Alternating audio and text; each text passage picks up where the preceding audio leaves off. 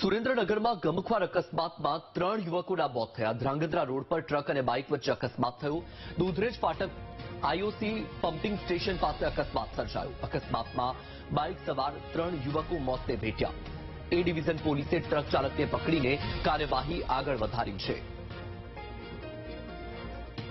તો આ દ્રશ્ય આપ જોઈ રહ્યા છો તમારી ટીવી સ્ક્રીન પર। સુરેન્દ્રનગરના છે કે જ્યાં ગમખ્વાર અકસ્માત થયો અને અકસ્માતમાં 3 યુવકોએ જીવ ગુમાવવાનો વારો આવ્યો। ધ્રાંગધ્રા રોડ પર બાઇક અને ટ્રક વચ્ચે અકસ્માત સર્જાયો હતો। દૂધરેજ ફાટક આઈઓસી પમ્પિંગ સ્ટેશન પાસેની આ ઘટના છે।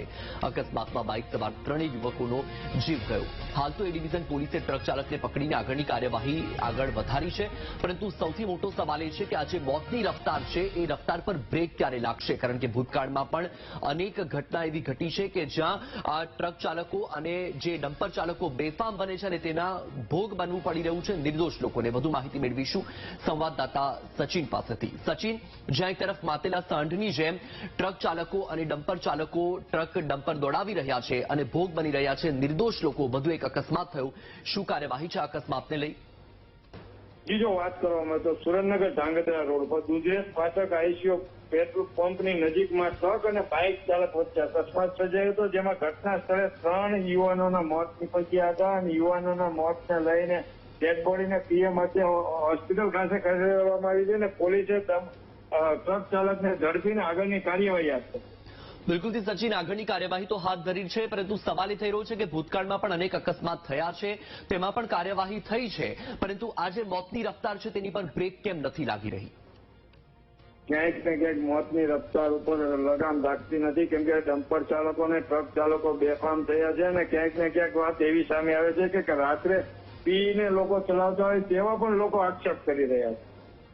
તો જે લોકો પીને વાહનો ચલાવી રહ્યા છે અને રાત્રે આ રીતે વાહન ચલાવવામાં આવી રહ્યા હોવાના આક્ષેપ છે, તો પછી પોલીસ નાઇટ પેટ્રોલિંગ નથી કરતી? રાત્રે શું પોલીસ કોઈ કાર્યવાહી કે કોઈ કામગીરી નથી કરતી?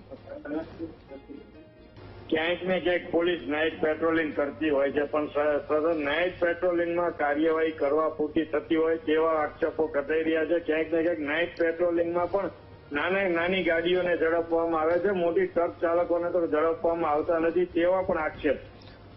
બિલકુલથી સચિન, અત્યારે સોશિયલ મીડિયામાં ફેમસ થવા માટે લોકો સ્ટન્ટ પણ કરતા હોય છે, તો શું એવી કોઈ શક્યતા છે કે આજે બાઇક ચાલકો હતા એ કોઈ રેસ લગાવી રહ્યા હતા કે એવું કંઈ? ના, એવી કોઈ શક્યતા નથી બાઇક ચાલકો રેસ લગાવી દે, પણ ક્યાંકથી કામે આવતા હોય એવો માલુમ પડી રહ્યું છે ને હાલ અત્યારે ડેડ બોડીને પીએમ વચ્ચે ખસેડી અને કાર્યવાહી હાથ ધરી છે પોલીસ। બિલકુલ સચિન, માહિતી સાથે જોડાવા બદલ આભાર।